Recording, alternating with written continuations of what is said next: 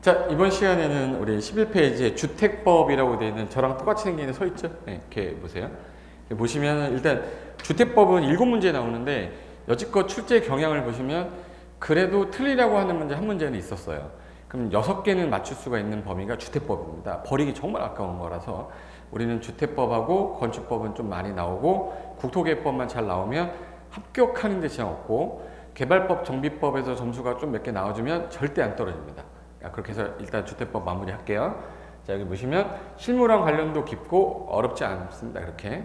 그러면 이 주택법은 대규모로 주택을 건설하려면 대지 조성을 해야 돼. 그 사업이 두 가지가 나와요. 주택 건설 사업, 대지 조성 사업. 근데 대부분이 이제 대지 조성해가지고 주택을 건설을 목적으로 하는 거니까 큰 내용이 중요한 게 없죠. 대지 조성 사업은.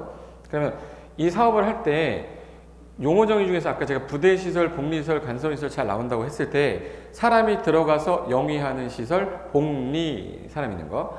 사람이 없는 거는 대부분 부대로 가면 돼. 왜 그러냐면 담장, 피뢰침, 우편물 수취함 이건 다 부대시설이에요. 근데 사람이 들어가는데 유일하게 부대시설 가 있는 게 공중부대 충성이 있어요. 공중부대 충성하시는 분이 있어. 충성하시는 분 경비 아저씨하고 관리사무소장님. 그래서 경비실하고 관리사무소 하나 써놓으시면 되겠지. 여기다가 충성 옆에다가 경비실, 관리사무소. 사람 들어가는데 이거 부대시설로 가 있구나. 특이해서 잘 내죠. 그리고 공중전화박스, 공중화장실. 이 두 개는 사람이 들어갈 수 있으나 얘는 복리시설이 아니다. 이렇게 기억해 두셔야 오래 갈 거고요. 그 다음에 간선시설이라는 거는 단지 안과 밖을 연결하는 거죠. 단지 안 밖을 연결하는 거라 이게 의무자가 우리 숫자 할 때 아까 지난 시간에 100호 16,500 이상을 지면 간선시설 의무적으로 할 것. 단지 안에 있는 시설과 바깥의 시설을 연결하는 거기 때문에 그러면 자 여기 보시면 주택 단지 안에 있는 시설과 바깥의 시설을 연결한다는 얘기는 요 단지 안하고 바깥 연결하는 거예요. 그걸 이제 우리 간선시설이라 하고 그 안에 있는 기간시설, 도로상하수도 뭐 이런 것들을 의무자가 누구냐? 도로상하수도는 지자체가 의무자예요. 기반시설이기 때문에. 그리고 전기, 가스, 통신은 전기를 공급하는 사람, 가스 공급하는 사람, 난방 공급하는 사람. 그래서 전기공사, 가스공사, 난방공사. 걔네들이 공급자고, 걔네가 설치 의무자고. 우체통은 국가가 우편 집중국을 갖고 있기 때문에 국가가 설치 의무자입니다. 얘네들이 사용검사일까지는 완료를 해라. 그리고 요 국가가 보조할 수 있는 거는 지자체가 하는 거. 내가 낸 세금 갖다가 이 아파트 단지 연결하는데 돈 쓰면 기분 나쁠 수 있죠. 그래서 국고보조 2분의 가능한 거는 도로 상하수도 일대에서 요거는 국고보조 가능한 거다. 그래서 원래 공급자가 설치 의무자로서 비용을 부담해야 되나 도로상하수도 같은 지자체가 설치하는 것은 국고보조 가능하다. 이렇게 기억하시면 돼요. 그 다음에 단지 안에 주공 1단지, 주공 2단지, 주공 3단지, 프로조 1단지, 프로조 2단지 나눠지는 거는 별개 단지로 보는 경우가 있다고 그랬어요. 그래서 국가대표 고자철이라고 했죠. 국가대표 고자철. 구자철이 아니라 고자철이에요. 국도, 고속도로, 자동차 전용도로, 철도 지나가면 관리하기가 힘드니 별개 단지로 본다. 8m 이상의 도시계획 예정도로 20m 이상의 폭을 갖춘 일반 도로면 별개 단지로 본다. 그래서 전국 8도 한 바퀴 도는데 20일 걸린댔죠. 자전거 타고 8도 20일 8m 이상의 도시계획 예정도로 20m 이상의 일반 도로 8도 20일까지만 기억하시면 돼요. 그리고 저당권 설정 금지 기간이라고 제가 아까 말씀드릴 때 날짜는 외워달랬죠. 입주자 모집 공고 승인 신청일부터 조합은 사업계획 승인 신청한 날부터 등기할 수 있는 날, 즉 소유권 이전 등기 가능한 날을 입주 가능일이라고 그랬어요. 그다음 60일까지는 입주 예정자 동의 없이 이거 저당권 등의 설정 행위는 하지 마세요 라고 했던 거고, 주택 분류에서 좀 이번에 개정돼서 나올 만한 게 자 여기 보시면 형태에 따라 분류할 때는 단독주택과 공동주택으로 분리한다. 그 중에 공동주택을 시험 문제 잘 내요. 그래서 공동주택은 아파트 연립 다세대인데 건축법에는 기숙사가 있었는데 기숙사가 주택법에서는 준주택으로 가서 주택은 아니지만 주거용 가능한 거. 그래서 고기노후가 아니라 뭐예요? 다기노후라고 그랬어요. 다중생활시설, 기숙사, 노인복주택, 오피스텔은 준주택에 해당한다. 그리고 기숙사는 현재 주택법 분리에 없다. 그리고 아파트는 무조건 주거로 쓰이는 거 5계층 이상이고 연립 다세대는 4계층 이하는 공통사항인데 요거 바닥면적 합계가 660 초과하면 연립, 이하면 다세대인데 요번에 다중주택이 하나 개정이 돼서 다중주택은 단독주택인데 주거로 쓰이는 게 3계층 이하인데 바닥면적 합계가 660제곱미터 이하다. 이게 작년에는 330이었는데 다중주택도 전부 다 660으로 바뀌어서 주택은 전부 다 660을 기준으로 한다. 이렇게 기억하셔도 돼요. 연립만 660 초과, 나머지 다 660 이하 이렇게 하셔도 되고. 그래서 같이 공부하기가 좀 깔끔해졌죠. 그 다음에 국민주택은 자금에 따른 분류이기 때문에 누가 지었냐가 중요한 거 아니에요. 누구 돈이냐. 그래서 국민주택이란 국가지자체, LH, 지방공사가 얘네들 돈으로 건설하거나 국가지자체 재정, 기금 받으면 건설하게 되는데 국민주택 규모 이하여야 돼요. 85제곱미터 이하. 너 그거로 짓는 주택을 국민주택을 한다. 이거 아니면 다 민영주택입니다. 라고 했고 그 다음에 장수명이라는 거는 오래 건드리는 거죠. 그러면 이 건물은 오래되면 어쩔 수 없이 수리를 해야 되고 용도도 바꿔야 돼. 그게 가변성이 높아야 돼요. 그러면 오래 써야 되니까 수리 용이성도 강한 거. 그래서 구조적으로 오랫동안 유지관리가 되려면 내구성이 있고 입주자 필요하면 내부 구조를 쉽게 변경하는 거를 가변성이라고 하고 수리하면 수리 용이성이 있어야 얘를 오래 쓸 거 아니에요. 그래서 이거를 우리는 장수명 주택이라고 하고 기타 주택에는 에너지 절약형 CO2 절감하는 주택, 건강 친화형은 내부 공기를 좀 회적하게 하는 그 주택을 건강 친화형 주택이란다 까지만 하시면 되고 그 다음에 또 용어 정의에서 또 나올 수 있는 거 일단 조합 일단 조합이 몇 개 있어요? 그러면 3개 지역주택조합, 직장주택조합, 리모델링 주택조합 있어요. 그 중에 내 거로 하는 게 리모델링이죠. 내 거로 하는 거니까 얘 보시면 내가 내 주택을 갖고 사고 파는 거 누가 뭘 안 해. 근데 지역하고 직장은요 가입을 하는 거야. 주택을 마련하기 위해서. 그렇기 때문에 무주택자들이 가입을 하거나 집이 있어도 된다. 작은 거 갖고 있어라 해서 85제곱미터 이하 전용 면적 85 이하 한 채 정도 갖고 있으면 괜찮아. 그래서 이게 무주택 세대주란 뜻이에요. 세대원이 있으면 안 돼. 그러면 요 놈하고 요 놈은 일단 조합 설립 인가를 받아야 되고 리모델링도 조합 설립 인가 받아야 되는데 이 직장조합은요 직접 건설하는 조합도 있지만 국민주택을 저기서 건설했어. 그걸 공급만 받는 거야. 그런 조합은 건설을 안 해요. 그러니까 인가까지 받을 필요 없고 신고로 가능하다 해서 건인 직공신이라고 해. 건설은 인가, 공급받기 위한 경우는 뭐야? 신고. 그리고 이 공급받기 위한 직장주택조합은 공급만 받는 거잖아요. 공급만. 그럼 공급만 받는 거니까 얘네들 같은 경우는 집이 또 있으면 안 돼. 국민주택을 공급받는 거예요. 써놓을까요? 여기 공급 앞에 국민주택을 이라고 써놓으세요. 국민주택을 공급받기 위해서 하는 거니까 국민주택은 무주택자가 받아야 돼요. 그럼 85 이하 한 채 있으면 안 돼. 그래서 공급받기 한 조합의 경우는 무주택자 하나다가 되게 잘 나오는 거야.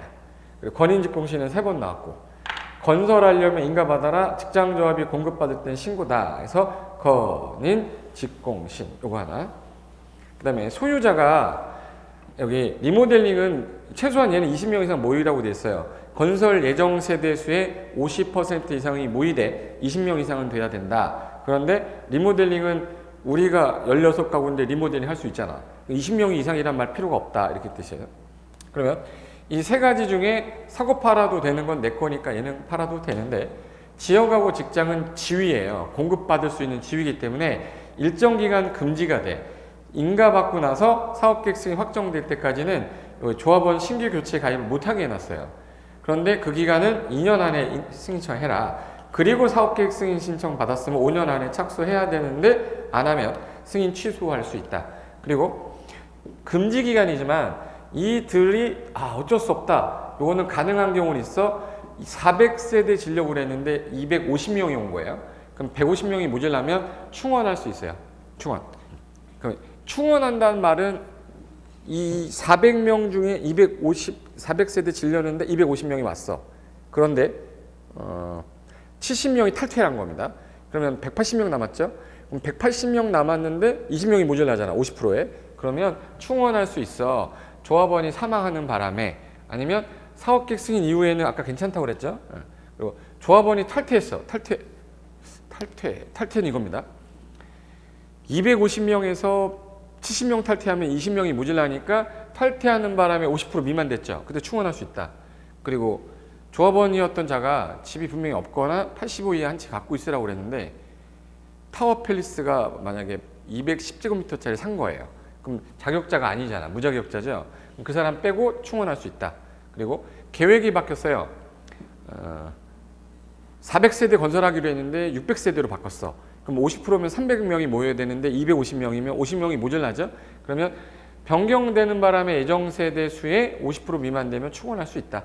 이게 충원할 수 있는 사유인데 요거 가지고도 한 문제가 만들어질 수 있으니까 기억하시고, 주택상한사채 잘 나온 데죠. 제가 발행자가 제일 중요합니다. 현관펜을 여기 한국토지주택공사랑 등록업자에다가 해놓으셔야 돼.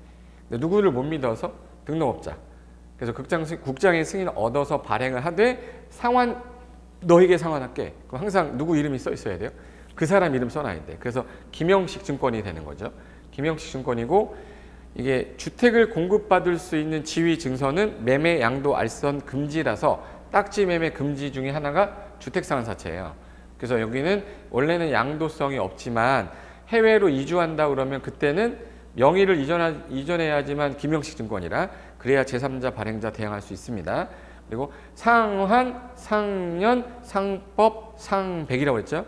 3년을 초과할 수 없고 양도, 중도 상환이 안 되는 건데 해외 이주 등의 불가피한 사유가 있을 때에는 양도 가능하다. 양도할 때는 명의를 이전해 주지 않으면 산 사람이 자기 이름 안 써있기 때문에 내 거라고 주장할 수 없다. 까지. 그리고 이 법이 없으면 주택법의 상법 중에 이 법이 없으면 상법에 있는 사채 발행에 관한 규정을 준용해서 해결하겠다라고 해놓은 게 주택상환 사채다. 기억하시면 되고, 그 다음에 자 이번에는 토지 임대부 분양주택 한번 볼게요. 토지 임대부 분양주택은 무슨 뜻이냐면 아까 전에 토지는 내가 갖고 있는데 아파트 주택만 판 거예요. 그래서 토지의 소유권은 사업계획 승인 받았던 그 임대부 주택 분양했던 주택 건설했던 시행자가 그대로 갖고 건물하고 복리서를 산 사람이면 소유권을 취득한 사람이죠. 소유권은 주택을 분양받은 자가 가지는 주택을 토지 임대부 분양주택인데, 그러면 나는 주택만 샀기 때문에 땅에 대한 권리가 없어요. 그러면 그 땅을 사용할 수 있는 권리를 설정해야 돼. 그건 토지 임대차가 되는 거죠. 그래서 임대차 기간은 우리 콘크리트 내구연한 몇 년이랬죠? 40년이기 때문에 기간을 40년 이내로 하되 만약에 75%가 동일하면 나중에 계약갱신이 또 연장이 할 수 있다. 몇 프로? 75% 이상이 40년 이내 갱신 또 가능하고, 임대차 계약을 체결하는 순간 그 구분지상권이 생겨야 돼요. 이 건물을 소유권을 취득하기 위한 소유권 취득을 목적으로 하는 지상권 설정된 거로 간주하고, 그 주택을 만약에 제가 사면 계약을 제가 따로 안 해요. 이 사람의 계약 권리관계를 그대로 포괄 승계합니다. 포괄 승계하고 임대차 계약 승계한다. 그리고 임대차 관계에 있어서 주택을 소유자하고 공급받은 자 간에 임대차 계약을 그대로 유지하면 되는데 이 법에 내용이 없는 거예요. 그럼 집합건물 소유 및 관리에 관한 법하고 민법이 있으면 긴 거 먼저 우선으로 적용해. 긴 거. 어느 게 길어? 집합건물 소유 및 관리에 관한 거. 그래서 긴 것부터 적용한다는 거는 민법부터 적용하는 게 아니라 집합건물법 먼저 적용하고, 그래도 없어? 그럼 민법 준용을 하겠다. 그 다음에 이제 재건축도 할 수 있어요. 재건축 가능한데, 자, 여기서 재건축이라는 거는 40년 정도 지나서 무너질 것 같다. 그러면 만료되기 전에 주택을 철거하고 재건축을 하고자 하는 사람들이 집합건물법에 따라 소유자 동의만 얻으면 재건축 가능해요. 웬만하면 소유자는 거부할 수 없습니다. 근데 문제가 여기는 건물만 가진 사람들인데 정비법 가면 재건축은 건물하고 부속토지 같이 가져라고 돼 있는데 얘는 건물만 갖고 있잖아. 그럼 이 사람도 토지 등 소유자로 간주하겠다. 그래서 재건축할 때 해당 주택의 소유자는 도시 및 주거환경 정비법상 토지 등 소유자로 봐서 재건축 가능하게 해주겠다. 그리고 특이한 게 기존에 월 임대차를 냈었는데 나는 그냥 보증금으로 할래. 그럼 보증금으로 전환해서 내가 월세 안 낼 수도 있어요. 보증금 전환 가능하다. 그리고 나중에 땅을 아예 사서 분양 전환할 수도 있어. 분양 전환 가능하다까지만 아시면 돼요. 자, 그 다음에 세대 구분형 주택이라고 나오는데 요거는 이제 두 종류가 있는데, 세대를 구분했는데 처음에 아예 지을 때 사업계획 승인 받아 짓는 주택이 있고, 나중에 리모델링 하면서 추가되는 경우도 있어요. 그래서 이거는 처음에 질 때 사업계획승인 받을 때 리모델링 할 때는 기존의 거 포함해서 2개까지만 늘릴 수 있는데 사업계획승인을 받을 때에는 내부 공간의 일부를 세대별로 구분을 했는데 그럼 구분 생활이 되겠죠? 다만 구분 소유할 수 없는 에다가 현관편 하셔야죠. 구분 소유할 수는 없어요. 한 사람 소유권입니다. 대신에 각 구분된 지역 안에 욕실하고 부엌하고 현관이 있어야 돼요. 이 3개 조건 꼭 기억하셔야 돼. 부엌, 욕실, 그리고 현관. 그리고 나중에 이게 합치려면 경계벽이 너무 또 이게 또 중량구조면 안 돼서 경량구조의 경계벽을 하든지 연결문을 만들어 놔야 됩니다. 그리고 전체 세대 수의 3분의 1 넘으면 안 되고요. 900세대지면 300세대까지. 전용 면적도 전체 면적 중에 3분의 1까지. 그래서 3분의 1하고 3분의 1만 체크해 놓으시면 돼. 3분의 1. 그리고 세대 구분형은 공동주택 세대수는요. 몇 세대로 나눴든 하나 세대입니다. 절대 3개로 구분했기 때문에 3세대다 이런 말 쓰지 않아요. 그거까지. 요것도 이제 언급했던 기출에서 언급했던 거라서 한번 보여드렸고, 자 그러면 이제 대규모로 주택을 건설할 때, 자 건설 파트 볼게요. 자 건설 파트에서 맨 왼쪽이에요. 맨 왼쪽에 건설 파트에서는 단독으로 하는 거는 공공사업 주체가 있고 등록업자가 있는데, 공공은 믿으니까 국가지자체는 등록 안 하겠죠. 근데 등록업자 중에 국토부 장관한테 등록할 때 각 분야 기술자 1인 이상이 있어야 되고 자본금은 3억인데 개인일 때는 자산평가액 6억 이상의 사무장비 확보하면은 등록 받아주겠다. 그러면 연간 20만 기준이에요. 연간 20만을 할 때 등록해라. 그리고 등록한 애랑 같이 하면은 등록 안 해도 된다 해서 공동사업 주체에서 소유자가 누구랑 등록업자랑 조합이 등록업자랑 그리고 고용자가 등록업자랑 하는데, 얘는 반드시 하여야 한다 해서 단독으로 못해요. 그러니까 반드시 등록업자랑 같이 하는 게 고용자다라는 것만 알면 돼요. 그 다음에 사업의 시행은 사업계획 승인은 누구한테 받는 게 원칙이냐면 시도대장인데 면적이 10만 미만이면 도지사가 누구한테? 시장군수한테 위임했습니다. 단 국장한테 받는 예외가 있는데 국가가 할 때, LH가 할 때 330만의 택도 없다. 그리고 긴급한 주택난 해소나 국가균형 발전을 위해서 공공하고 민간이 공동으로 출자했는데 공공이 출자한 비율이 50% 이상인 경우는 국토부 장관한테 받아라. 그러면 사업계획 승인은 통보 며칠이었죠? 60일이고 착수한 다음에 승인받고 나서 5년 내 착공하죠? 그럼 시공 감리 다 한 다음에 사용검사 신청하면 며칠 안에 해준다고? 15일 안에. 그래서 건축법은 7일, 주택법은 15일, 일주일과 보름으로 기억한다. 기억하시면 되고. 그리고 국가 등의 사업 주체는 공공 목적으로 국민주택에다가 밑줄 치고, 국민주택 요거는 수용 가능합니다. 수용 사용 가능하니까 공시법 준용하는데 요 사업계획 승인 받을 때 공익사업 인정받은 거로 본다. 날짜 하나 기억하면 되고, 등록업자는요 수용 권한이 없어요. 없기 때문에 사법상의 계약에 의해서만 토지를 취득할 수 있고, 수용 권한이 없기 때문에 나중에 알박기 하는 애들이 나와서 80% 권한 확보를 일단 하고 3월 이상 협의했는데 협의 안 돼. 그럼 시가 기준으로 매도 청구하되 지구 단위계 결정된 날로부터 10년 이전에 있던 자 제외하고 안에만 가능하다 해서 요거 80% 3월 이상 협의 안 되면 시가 기준으로 10년 이내에 있던 자에게 매도 청구할 수 있다. 자, 그럼 여기서 어딨어? 여기 95% 이상이야. 그러면 거의 다 매입한 거죠. 그럼 나머지 5%는 모든 소유자에게 매도 청구할 수 있다는 구분하셔야 돼요. 그 다음에 공급 파트에서 공급을 하는 거잖아. 공급하는 거는 이제 내가 공급을 받기 위해서는 입주자 저축을 가입해서 청약 종합저축 있죠. 주택 청약 종합저축 요거를 갖고 있으면 국민주택도 민영주택도 둘 다 공급받기 가입하는 통장이다. 그래서 누구나 가입이 가능하고, 요 딱지 매매 금지는 시험에 주로 나오면 딱지의 종류를 물어보거나 위반시 효과를 물어봐요. 2가지 아니면 없어요. 얘는. 그래서 주택을 공급받거나 공급받게 하기 위해서 딱지 등을 매매, 즉 증서 또는 지위를 매매, 양도, 알선, 광고해서는 안 된다. 하면 안 되는데 매매 증여를 권리 변동 수반하는 모든 행위 포함하되 현관편 하세요. 상속 저당은 제외. 이 말은 가능하다는 뜻이에요. 상속 저당은.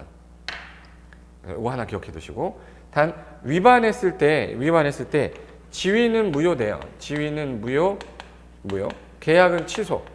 계약은 취소하고, 입주하고 걸리면 환매해버려요. 환매하고 돈 주고 사오는 거를 우리 환매한대죠. 그리고 10년간은 입주 자격이 없고요. 3년 이하의 징역 3천만 원 이하 해당하는 벌금에 처한다. 요 벌칙을 물어본다거나 대상 권리를 물어본다거나 하는 건데 그 대상 딱지 종류가 아닌 것 골라라 뭐 이런 거 나올 거예요. 여기서 그 딱지 중에 대표적인 게 아까 전에 했던 주택 상환 사치 있죠. 그게 딱지 매매 금지에 걸려서 못하는 겁니다. 아까 말씀했던 저당권 설정 금지는 입주자 모집 공고 승인 신청한 날부터 깨끗해야 돼요. 저당권은 설정하지 마시고 등기할 수 있는 날 이후 며칠까지? 60일까지.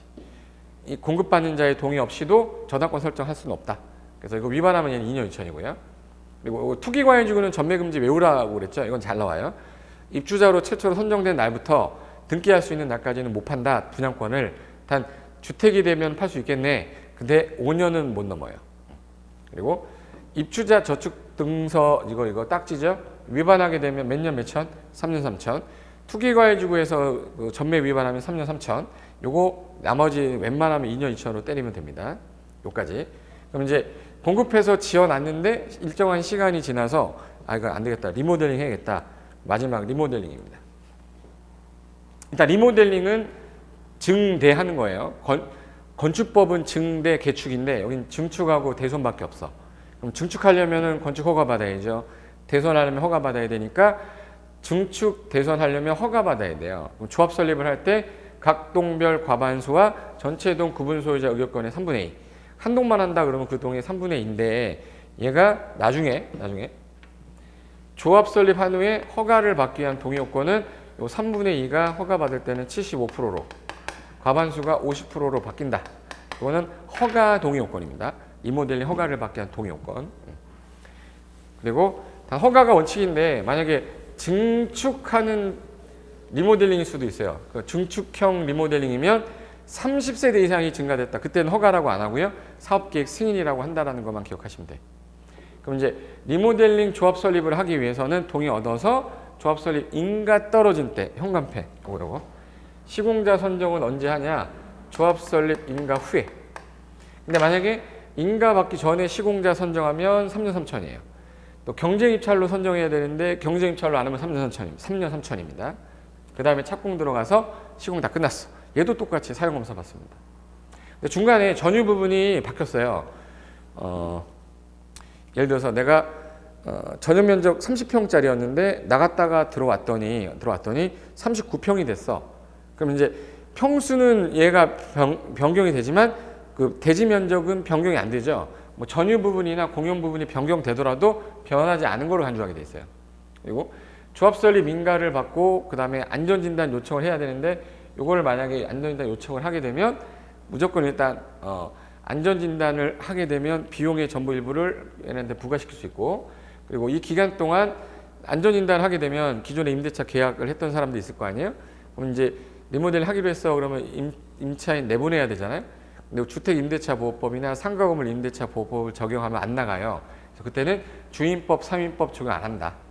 그리고 리모델링 기본계획은 말 그대로 리모델링 기본계획이기 때문에 방향 제시하는 거는 좀 길게 짜는 거라 10년 단위로 짭니다. 다 5년마다 타당성 검토하되 얘는 시장 등이 짜야 돼요.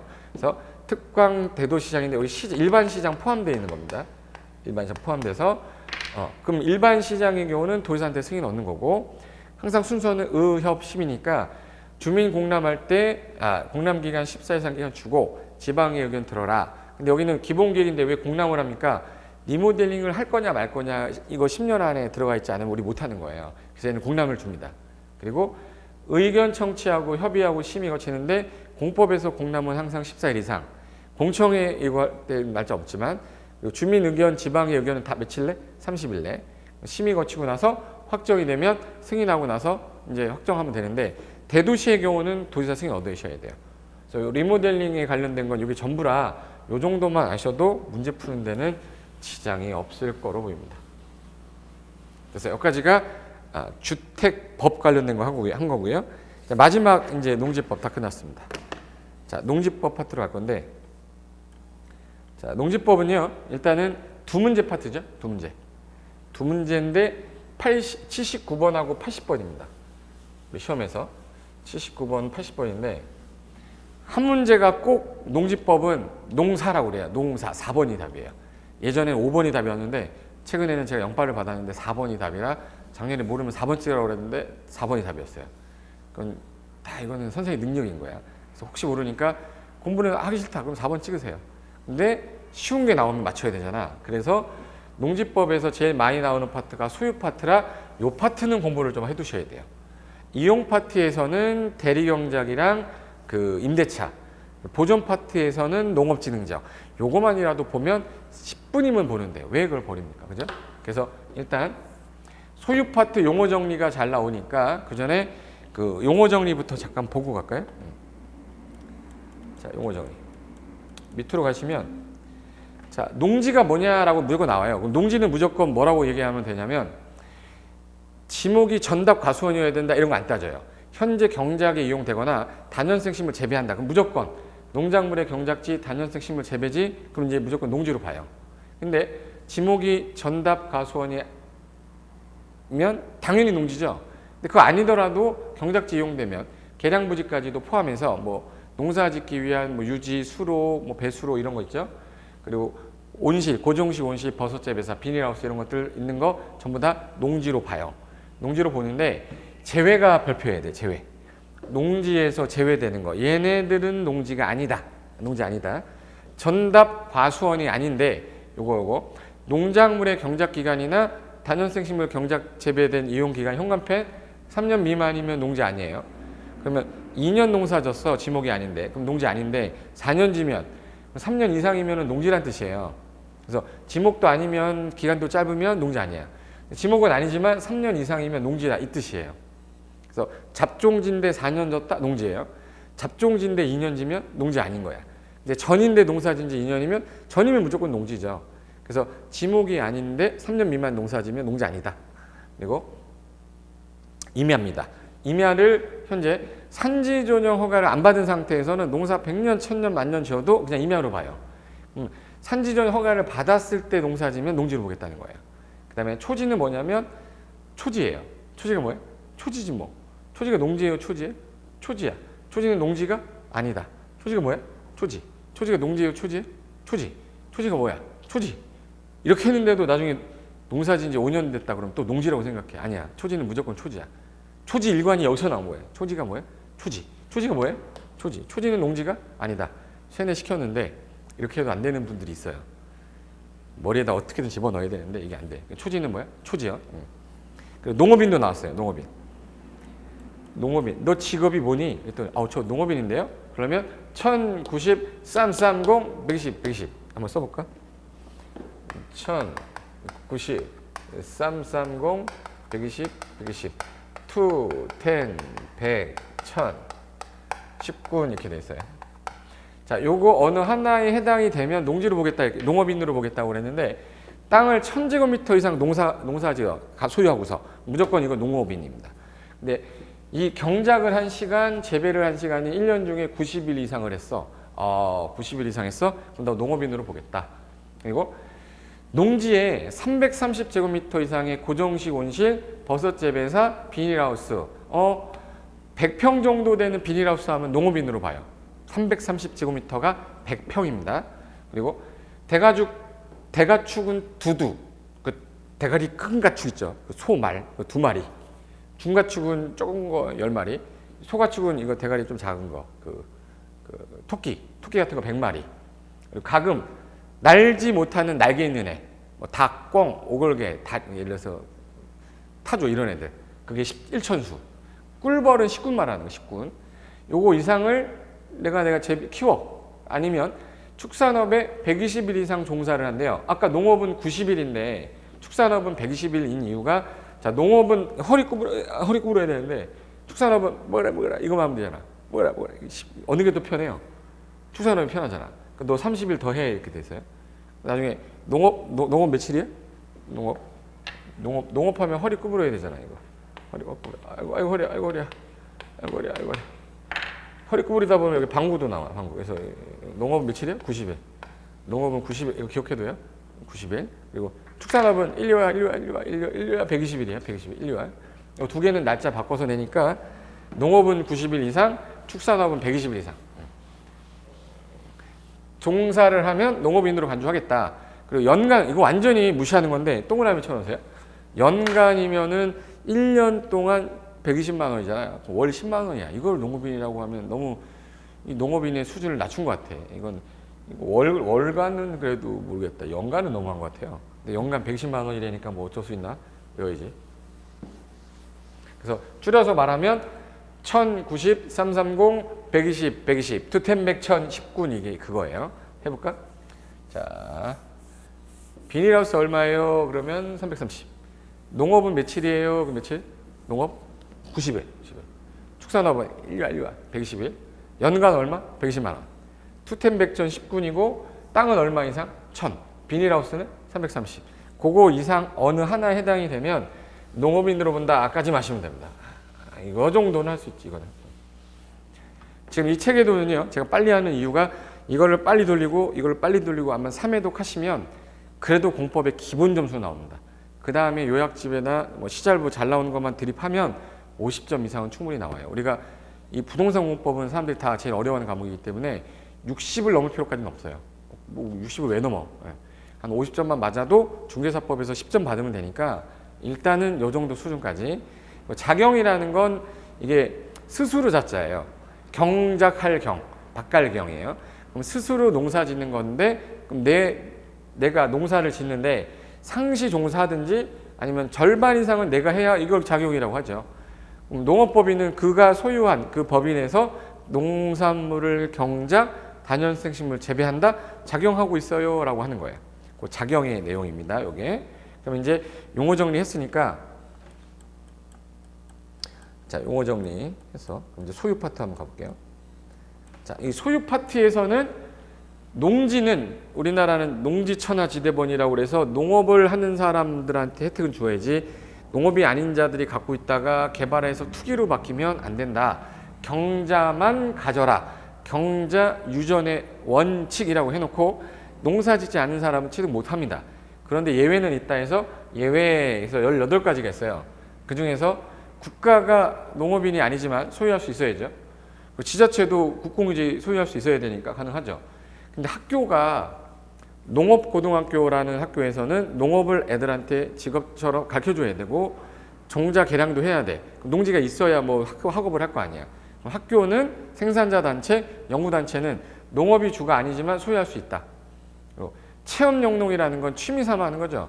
취미 삼아 하는 거니까 내 직장이 따로 있고 주말에 농장을 가서 체험 삼아 하는 거는 소유할 수 있어. 근데 체험 삼아 주말에 갔는데 10만 평을 취득했다. 얘 농사 짓다 죽어요. 상한제 적용해야 돼. 그래서 야, 너 농업인이니 아니니 했더니 아, 저 농업인 아닌데요. 야, 너 농업인 되면 땅 얼마 가져야 되는지 알아? 1000 이렇게 하는 1000 썼던 거. 1000제곱미터 이상이면 농업인 되잖아요. 그럼 넌 1000 미만만 가져라 해서 상한제가 1000제곱미터 미만까지밖에 못 가져요. 그래서 기억할 게 숫자 기억해야 돼. 앞으로 체험 나오면 1000이야. 체험 나오면 얼마? 체험 나오면 1000이야. 체험 얼마까지요? 1000. 근데 내 이름으로 1000, 와이프 이름으로 1000, 애들 이름으로 1000 이러면 또 안 되죠. 투기하잖아. 그래서 세대 구성원 전부가 소유하는 면적 1000 미만 이렇게 되는 거야. 그리고 상속. 자, 부모님이 돌아가시면서 주셨으면 소유할 수 있어야죠. 근데 이 사람이 농업인이면 다 받아도 되는데 농업인 아니면 상한을 둬요. 1만까지만. 그래서 농업을 하면 상한이 없지만 상속을 받을 당시 농업에 종사 안 한다. 1만까지만 소유할 수 있다. 8년 이상 농사 짓다 인호한대요. 그래도 농업에 기여한 바가 8년이나 된 분인데 8년씩이나 이상 농사 짓다 떠나시는 거니까 그러면 1만까지는 가지고 가고 해주겠다. 그래서 우리나라 농지 소유 상한제 다 폐지됐는데 체험 영농은 1000 미만이고 나머지 1만 이렇게 하셔도 돼요. 됐고 담보농지 은행에서 돈 빌려줬는데 저 사람이 농지를 담보로 돈을 빌리고 돈을 안 갚아. 경매에 넣었을 때 1회, 2회 유찰돼 버리면 원금을 회수 못할 것 같다. 그럼 은행이 받아버릴 수 있어요. 그걸 담보농지 취득이라고 해서 은행은 농업을 안 하지만 소유할 수 있다. 농지를 농지 외로 쓰는 걸 전용이라고 그래요. 그럼 허가를 받거나 신고를 하거나 협의를 하면 농지 외로 쓰는 거니까 그러면 니네들은 농업인 아니어도 다른 목적으로 쓸 거니까 니네들 취득할 수 있게 해줄게. 1500 미만의 조그만 토지에 한 450평 되는 땅인데 그거 농지를 개발할 목적으로 돼 있는 거면 야 이거 괜찮아. 농업인 아니어도 소유할 수 있어. 법률 규정이라는 건 수용을 한다. 공시법에서. 수용을 한다는 얘기는 내가 농업인이 아니지만 도로로 만들어야 되는데 내가 농업인이어야 됩니까? 그건 아니잖아요. 그래서 법률 규정에 의한 취득이거나 여기 영불이라고 그래서 영농, 여건 분리. 그 농업을 경영하는 여건이 불리한 농사짓기 애매한 땅이에요. 경사도 높아서. 그러면 어떤 농업인이 취득할 거냐? 취득 안 할 거니까 농업인이 아닌 자가 취득하게 해주겠다. 그리고 공공토지 비축이라는 거는 한국토지주택공사가 신도시 만들기 전에 땅값이 너무 오르기 전에 미리 비축을 해놓는 땅이에요. 농업인은 아니지만 공공토지 목적으로 쓰는 거니까 소유할 수 있다. 그럼 이게 경자유전의 원칙의 예외들이고 이거가 아닌 이상은 취득 못해요. 농업인만 취득해야 돼. 그럼 농업인은 농지 취득하려면 농지증이 있어야겠네. 그래서 시군구한테 안 가고요. 원래는 시군구한테 갔어야 되는데 시군구 중에 농지가 제일 많은 데가 군이라 이거는 군수가 안 하고 읍장하고 면장한테 미뤘어요. 그래서 시구면장, 시구면장한테 몇 명이죠? 4명. 그럼 시군면장한테 발급 신청하면 4일 안에 발급해주겠다. 근데 경영계획서를 어떻게 하겠다라는 경영계획서 내야 되는데 체험 영농일 때는 농지증은 받아야 되는데 취미 삼아 하는데 경영하는 게 아니잖아요. 그럼 경영계획서는 작성 안 해도 돼요. 그럼 경영계획서를 작성 안 해도 된다는 얘기는 빨리 줘야죠. 그래서 그때는 2일 안에 주겠다 해서 원래는 4일 안에 발급하는 건데 경영계획서를 작성 안 하면 2일 안에 발급해도 된다. 그리고 농업인하고 법인은 무조건 농지증 받으셔야 되는데 안 받아도 되는 애들이 얘네들 중에 대부분인데 그중에 요거는 현관펜 해놓으시고 최하커신 1500 체험용농 학교 허가 신고 그 다음에 추가로 영불 영농여건 분리농지 공공토지 비축토지 이거 체험영농 학교 허가 신고 1500 영농여건 공공 여기 제가 밑줄 친 거 있죠. 얘네들은 농지 취득 자격증명이 있어야 돼. 받아야 돼요. 받아야 되는데 경영하는 애들이 아니라서 경영계획서는 작성 안 한다까지만 기억하시면 무슨 문제가 나도 다 풀 수 있습니다. 최하커신 1500이 제일 잘 나오고 영농여건 분리농지랑 공공토지 비축토지는 농지증 받아야 돼요. 그래서 최하커신은 농지증 받아야 된다는데 얘는 기억나는데 받는지 안 받는지가 기억이 안 나서 틀린 사람 많아요. 최하커신이에요. 체험영농 학교 허가 신고. 체하면 등을 팍 치면 오바이트 받아야 돼요. 체하커신은 받는 거라고 기억해놓지 않으면 까먹어. 체하커신은 농지증 발급 받아야 된다. 됐고 그럼 어렵게 취득했습니다. 그럼 농사 지어야 되는데 이것들이 농사 안 짓네. 농사 안 져? 그럼 너 농사 안 질 거면 갖고 있지 마라고 해서 오른쪽에 농지 처분 사유 해당돼요. 자, 농지 처분 사유가 뭐냐면 농지로 이용하지 않음이 판명된 거. 그래서 정당한 사유 없이 농업 경영에 이용하지 않는다. 농업회사법인이 적합하게 되지 않고 3개월이 경과했다. 목적사업에 사용하지 않는다. 체험영농에 이용하지 않는다. 농림축산식품 장관하고 협의 없이 취득이 됐거나 공법에서 미착수나면 항상 몇 년이랬죠? 2년. 그리고 상한을 취득한 부분이 초과된 부분이면 처분해야 되고요. 거짓 부정한 방법으로 취득하면 처분해야 되고 경영계획서 목적 안 하면 이거 처분해야 돼. 이걸 처분 사유라고 그래요. 그럼 이 사유에 해당되면 처분하셔야 되는데 처분을 안 하시면은 이렇게 하겠다 해서 요 사유에 해당될 때 요 사유에 해당되면 요 사유죠. 그러면 의무기간을 1년을 주는데 1년이라는 시간이 지날 때까지 아무것도 안 했어. 그러면 이거 안 되겠다. 한 번만 봐주겠다. 너 6개월 안에는 처분해라 라고 처분 명령 때려요. 시군구가. 그러니까 불러요. 농지 왜 처분 안 하셨냐 했더니 안 팔려서 그랬는데요. 그러면 그래? 근데 6개월만 줄 테니까 6개월 안에 꼭 팔아라 라고 했는데 처분 안 했어. 명령을 이행 안 하면 이행강제금 나옵니다. 이행강제금이라는 거는 그 토지 가격의 20%를 1년에 1회씩 계속 때려요. 그럼 10억짜리면은 20%면 2억이죠. 2억을 1년에 한 번씩 때려요. 올해 2억 나오고 내년에 2억 나오고 그 다음에 2억 나와. 계속 나와요. 그래서 어떻게든 강제적으로 처분하게 하려고 만든 게 이행강제금인데 그 2억 나오는 게 겁이 나는 사람들은 안 팔린 거 어떡하라고 그러면 할 말이 없잖아요. 그러면 사달라고 해라. 처분 명령 받고 요 사이에 내 땅 사주세요 라고 하는 게 매수청구예요. 이건 한국농어촌공사한테 해야 됩니다. 어디다 한다고요? 한국농어촌공사가. 그럼 한국농어촌공사는 처분하라고 그랬는데 안 한 애들이니까 나쁜 애들이잖아요. 비싸게 살 필요가 없다. 예를 들어서 감정가격이 있고 공시지가 있으면 싼 게 뭐죠? 주로? 공시지가예요. 그래서 그래서 공시지가를 기준으로 매수를 하는데 실제 거래된 금액이 더 싸야. 그럼 더 싼 거로 사버리겠대요. 주변에 실제 거래 가격이 낮으면 낮은 거로 사겠다. 나쁜 놈들한테는 비싸게 안 사겠다. 이렇게 기억하세요.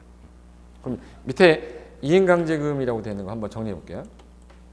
자, 이행강제금이란 처분 사유 해당돼서 6개월 안에 처분 1년 안에 처분 안 해서 6개월 안에 처분하라고 명령했더니 이행을 안 했어.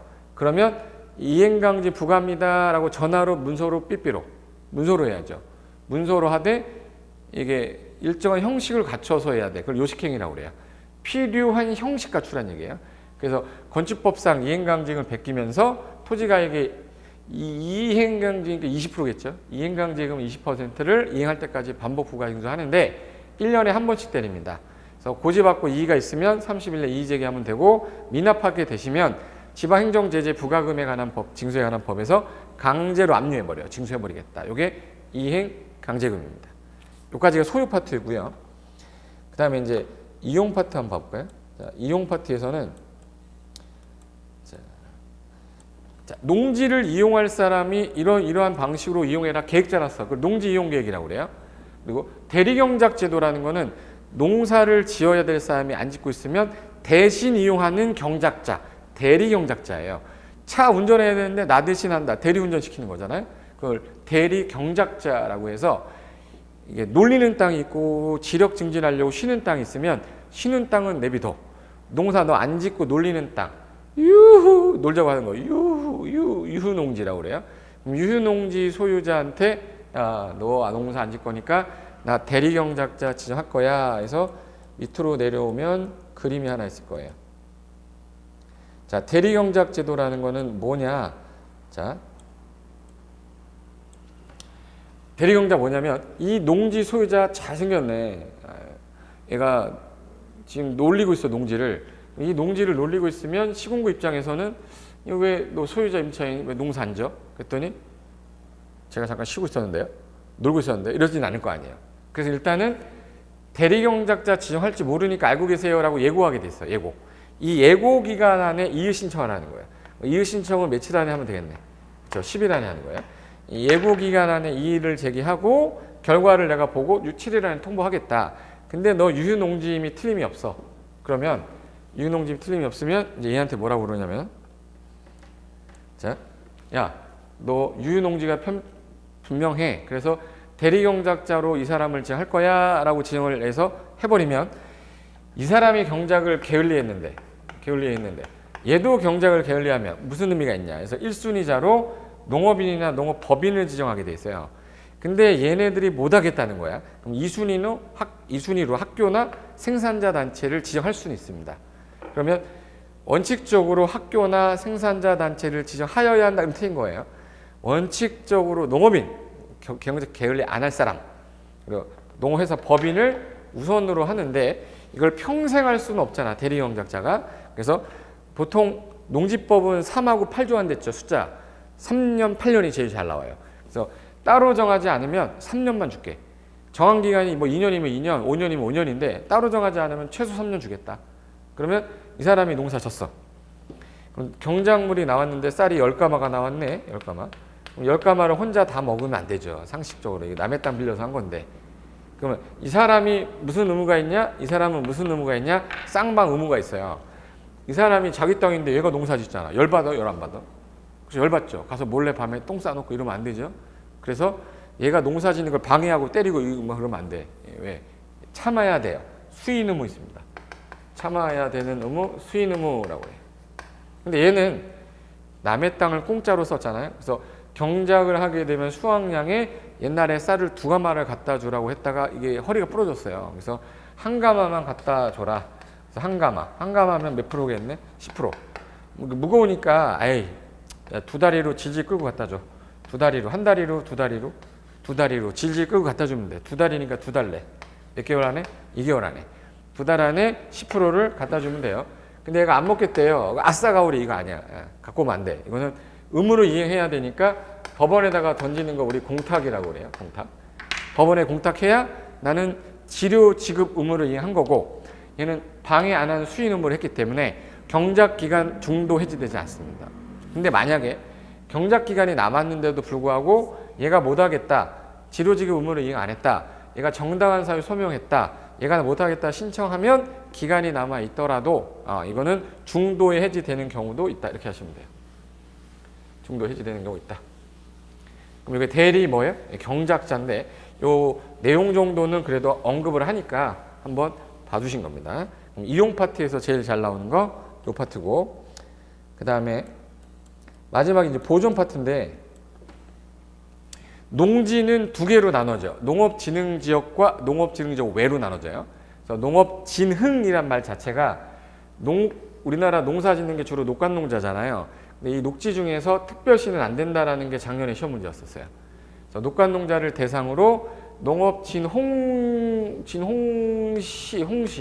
홍시도지사 외워두셔야 돼. 농업진흥지역은 시도지사예요.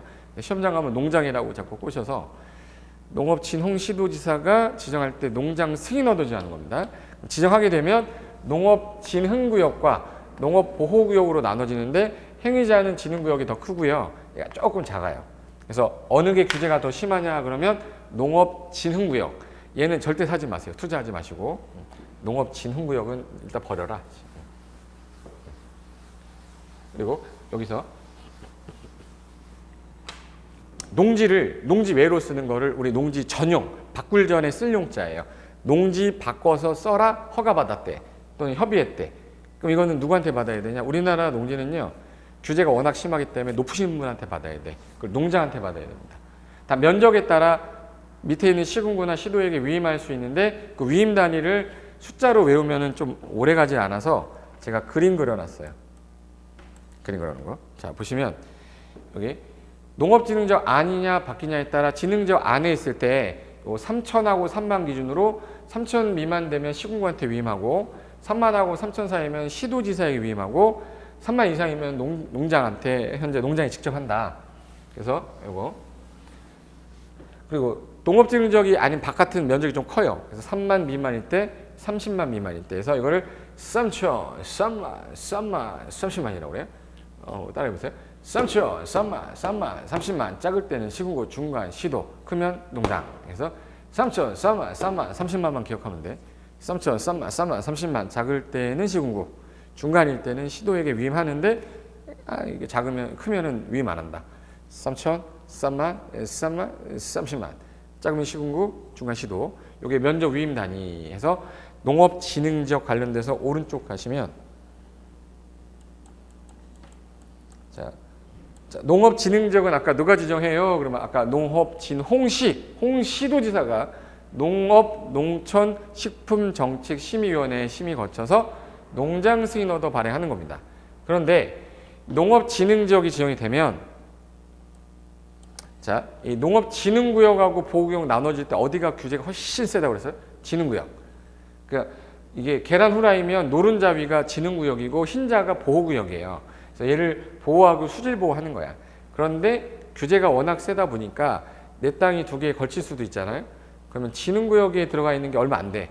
330제곱미터 100평 이하면 너 바깥에 거를 쓰게 해줄게. 약한 걸로. 그래서 이게 만약에 300이고 300제곱미터고 700제곱미터다. 1000제곱미터에 대해서는 전체가 농업진흥구역 외의 지역, 농업진흥지역 바깥의 지역 행사를 받는다. 보호구역 받는다는 얘기예요. 그리고 농업진흥지역과 외의지역에 걸칠 때도 진흥지역이 더 세죠.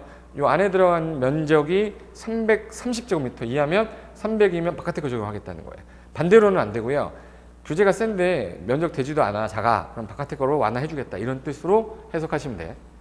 근데 전국의 땅에 다 지정하는 게 아니라 녹간농자만을 대상으로 한다고 그랬죠. 그래서 녹간농자를 대상으로 하되 어디는 지정 못한다고 그랬냐면 서울특별시 녹지 뺀댔죠. 그래서 녹간농자를 대상으로 하는데 서울특별시 녹지는 제외한다. 그리고 만약에 내가 농업진흥지역 지정될 당시에 땅을 갖고 있었어요. 근데 진흥지역 지정됐어. 그럼 사람들이 안 사요, 땅을. 그럼 내 땅 팔려고 해도 안 팔리니까 억울하잖아요. 그럼 내 땅 사주세요라고 하는 매수청구 나옵니다. 근데 여기서 한국농어총무사한테 매수청구할 때 여기 있던 애는 나쁜 애들이 아니잖아. 그냥 있던 애들이잖아요. 그 사람들은 싸게 사면 안 되죠. 그래서 감정평가합니다. 그래서 가격이 감정가격 기준입니다. 이거 아까 매수청구 한 번 더 있었죠. 처분하라고 그랬는데 안 했을 때. 걔는 공시지가지만 얘는 무슨 가격이에요? 감정가격 기준이다. 그러면 농어촌공사 돈 없으면 농지관리기금으로부터 융자 받아서 지급할 수도 있다.까지가 이제 마지막인데 하나 남았어요. 하나 남았어요. 농지전용 허가 취소 사유인데 얘는 사유를 외우는 게 아니라 반드시 취소되는 거 하나, 나머지 다 취소할 수 있다 해서 6번만 체크 딱 해놓으시면 돼요. 어떠한 조치 명령을 했는데 위반하면 반드시 취소 사유라 얘 빼고는 다 취소할 수 있다구나라고 아시면 되지 내용을 외울 필요까지는 없습니다. 그래서 조치 명령 위반은 반드시 취소라고 그래요. 조치 명령 했는데 위반했어? 반드시 취소해라. 그래서 요거 조치 명령 위반 꼭 기억해 두세요. 농지법에서 조치 명령을 했는데 위반했다. 반드시 취소고 이거 말고 다른 말 뒤에 하여한다 나오면 다 틀린 거예요. 만약에 농지 전 허가 받고 2년 안에 착수 안 했다. 그러면 허가를 취소하여야 한다 이러면 안 돼요. 나머지 다 할 수 있다고 요 6번만 반드시 취소하여야 한다니까 그거 하나만 기억하시면 처분 사유까지 해서 농지법 전체 내용 중에 중요한 건 다 끝나는 겁니다. 이해되셨죠? 그래서 1강부터 지금 한 9강 정도 되는데 9강인가요? 8강인가? 마지막까지 농지법까지인데 이거라고 이제 처음에 들을 때는 체계도 강의는 뭐 50분을 들었다. 두 번째 들을 때는 한 1.4배속에서 5배속으로 빨리 한 바퀴 들어두세요. 세 번째는 더 빨리 잘 들리면 나중에 5시간 만에 처음부터 끝까지 돌릴 수도 있어요. 그래서 체계도 강의는 그렇게 보시고 여기다가 살 붙이는 거는 시잘부랑 요약 강의로 제가 붙일 테니까 여러분은 중간중간에 요약하다가 중간에 넣고 모르는 거 있으면 써서 이걸로 같이 보시면 되는데 뒷부분은 뭐로 되어 있냐면 제가 시크릿이라고 해놨죠. 시크릿 자료 요거는 뭐 강의를 하려고 한 게 아니라 추가로 요거 앞에 거 내용 중에 좀 중요하다고 생각되는 거 제가 다시 정리 한번 해본 거예요. 요것도 살 붙이면서 같이 보시면 도움이 될까봐 제가 같이 뒤에 넣었습니다. 그래서 이걸로 2021년 체계도 강의는 마치고요. 이제 앞으로 남은 특강이 시잘부 특강하고 우리 이론. 시잘부는 문제예요. 시험에 잘 나오는 문제 특강이라 점수가 안 나오신 분들은 이것만 달달해도 점수 좀 나올 거고 그리고 마지막에 총정리 이론하고 가야 되니까 식곡태라고 해서 시험에 꼭 나오는 테마라고 해서 저만 쓰는 브랜드인데 어떤 다른 데서도 막 쓰면 이거 제 거 도용한 겁니다. 제가 여지껏 써왔던 건데 20년 동안. 그래서 식곡태 이거는 이론 정리하고 시험 보기 마지막 전에 100선 마무리 특강하면 특강은 거의 없어요 이제. 그리고 이제 시험장 가시면 되니까 이것으로 체계도 강의 마치겠습니다. 자, 수고하셨고요. 다음 강의 때 뵙겠습니다. 자, 수고하셨습니다.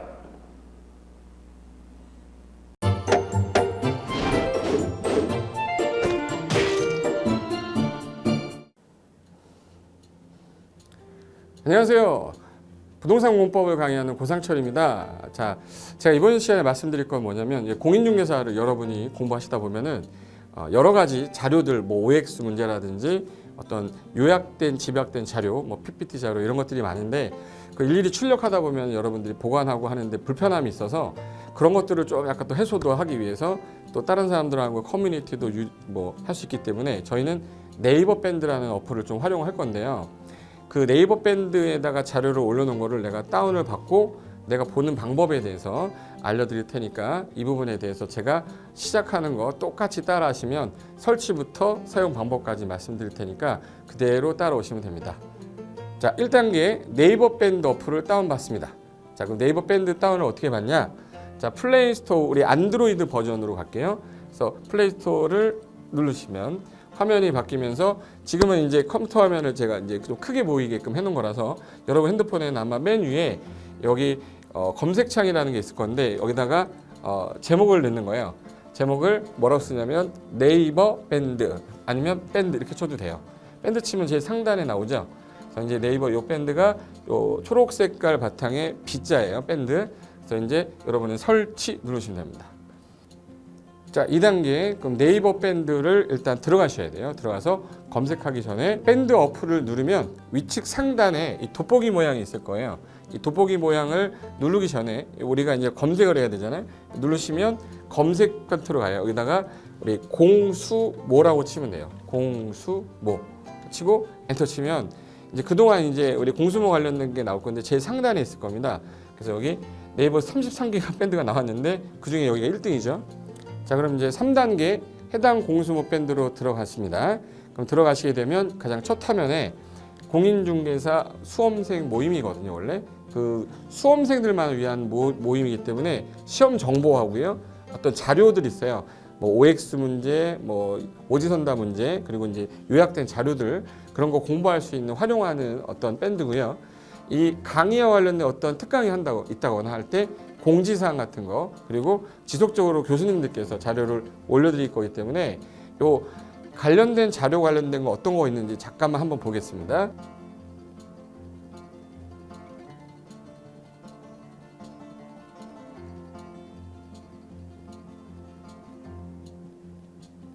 자, 그러면 4단계로 갈게요. 또 다른 꿀팁 하나 말씀드리겠습니다.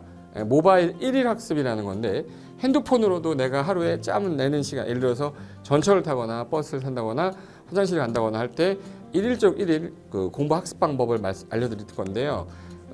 메인 화면에서 위로 좀 올라가면은 모바일 1일 학습이라고 나올 거예요. 여기 있습니다.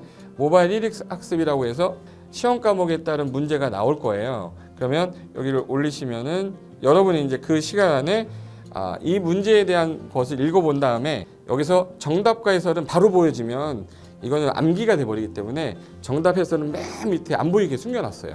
그래서 현재 밑으로 쭉 내리면 인지에 가서 쭉 내리면 요때 답이 나와요. 댓글이라는 게 있어요. 내가 쓴 거는 내가 확인할 수 있잖아요. 그래서 요 댓글 표시 보시면은 이런 거는 표정 좋아요 한번 눌러주는 거예요. 그럼 여기서 내가 좋아요 그러면서 뭐 선생님 사랑해요 해도 되고 좋아요 이런 거 눌러주신 다음에 그 다음에 밑으로 가면 이제 댓글을 쓸 수 있어요. 그래서 정말 궁금한 부분에 대해서 댓글 남겨주시면 확인이 되는 경우에 바로 답글을 올릴 수 있게끔 실시간으로 할 수 있을 것 같습니다. 자, 지금까지 과정과 같이 공수모 밴드예요.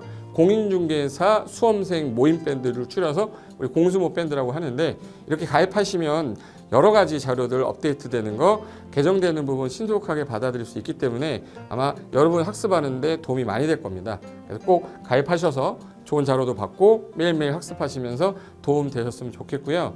자, 여러분의 합격을 진심으로 기원하겠습니다.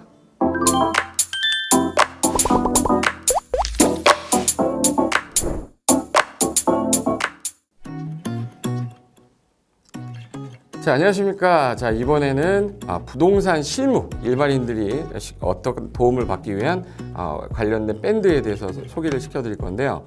일단은 검색창에다가 365 부스라고 치시면 돼요. 365 부스인데 365일 부동산 스터디라는 밴드예요. 네이버 밴드인데 요 365 부동산 스터디라는 밴드 일단 클릭하시면 현재는 이제 4만 명 정도 되는 밴드인데요. 우리가 일반인들이 어떤 부동산 정보를 습득하는 데 있어서 이 정보를 얻기가 되게 쉽지가 않습니다. 내가 어딘가를 찾아본다고 해서 잘 찾을 수 있는 것도 아니고 어떤 전문가들이 하는 말들이 이 친밀성이 있는 건지 아닌지에 대해서도 우리가 잘 믿을 수가 없는 거기 때문에 그런 정보를 그래도 좀 손쉽게 찾아볼 수 있게끔 저희 이제 이 밴드에 구성된 전문가들이 정보를 좀 제공해 주는 거기 때문에 아마 유용하게 활용할 수 있을 거고요. 내가 부동산 중에 토지를 좀 알고 싶다 또는 상가를 좀 알고 싶다 또는 나는 내 집 마련을 위해서 청약이 좀 궁금하다. 근데 그게 솔직히 어디 가서 물어보거나 어떤 정보를 찾기 쉽지 않아서 그것 때문에 만들어진 밴드라고 보시면 돼요. 그래서 365일 내내 부동산을 어떤 공부한다는 취지로 밴드에 들어오셔서 질의응답도 하시고 궁금한 사항에 대해서 예를 들어 문의하시면 저희가 관련된 정보를 또 제공해주는 그런 밴드라고 보시면 되겠습니다. 어떤 밴드냐면 한번 보시면은 지금 현재는 공지사항이 제일 먼저 나올 건데요. 이 공지사항은 기존에 있던 오프라인이 어떤 강좌가 있으면 그 강좌에 관련된 거 세미나라든지 그래서 평소에 이제 우리가 이제 접하지 못했던 강의들 있죠. 이렇게 진행이 된다라는 거 공지를 좀 하는 그런 내용들이고요. 하나 좀 더 올리면 자 이제 우리 교수님이에요. 교수님 중에 상가 교수님이 최근에 예를 들어서 법이 바뀌었어요. 법이 바뀌게 되면 최근에 바뀐 법이 이러한 바뀐 법이 있으니 중개업을 한다거나 투자를 할 때 좀 유의해서 알아보시면 좋겠습니다라는 거를 올려놓을 거예요. 기존에 올려놓은 자료가 있으면 또 찾아보시면 되는 거니까 이렇게 해서 계속 밴드에서 소식을 받으시면 실전에 굉장히 도움을 많이 받을 거라고 예상합니다. 부동산 관련된 내용 중에서 하나 더 보시면 이제 랜드프로에서 직접 우리 프로그램 만들고 있어요. 그래서 부동산 까발리기, 부동산 부티크 이런 TV 관련돼서 부동산 팁 있죠. 예를 들어서 청약을 받아야 되냐 말아야 되냐, 지금 강남권 아파트를 투자해야 되냐 말아야 되냐 이런 정보를 쉽게 여러분들이 접하지 못하기 때문에 그런 관련된 것들을 시대에 맞게 흐름에 맞게 부동산 시장이 이제 요동치면 내가 지금 집을 팔아야 되냐 사야 되냐 그런 것들에 대해서 신속하게 정보를 들을 수 있는 밴드니까 시간이 나실 때마다 자주 들어오시고 저도 자주 들어와서 좋은 정보 남겨드릴 테니까 자주 들어오시기 바랍니다. 저는 부동산 공법하고 부동산 토지 투자를 강의하는 고상철이었습니다. 자주 밴드에서 뵙도록 하겠습니다. 자, 수고하셨습니다.